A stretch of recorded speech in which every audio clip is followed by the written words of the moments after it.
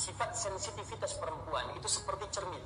Makanya tidak jarang perempuan lengkap dengan cermin. Silahkan cek. Mau berangkat bercermin, di tas cermin, keluar mobil lihat spion. Saya tanya pada ibu, cermin itu kalau saya hancurkan, saya lempar, bisa saya susun lagi tidak bu?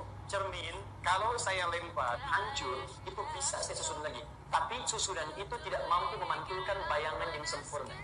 Nah kata orang Arab, al-mar'ah kal-mir'ah, sensitivitas cermin itu persis seperti perempuan jiwanya. Kalau perempuan itu tersakiti, terhancurkan dirinya, itu bisa cepat memaafkan tapi sulit melupakan apa yang dialami. Sebetulnya dalam setiap ini ada solusinya.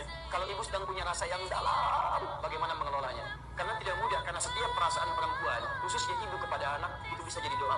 Jadi saya sarankan pada ibu, kalau ibu sedang punya perasaan yang kecewa pada anak yang dalam, arahkan pada doa yang baik.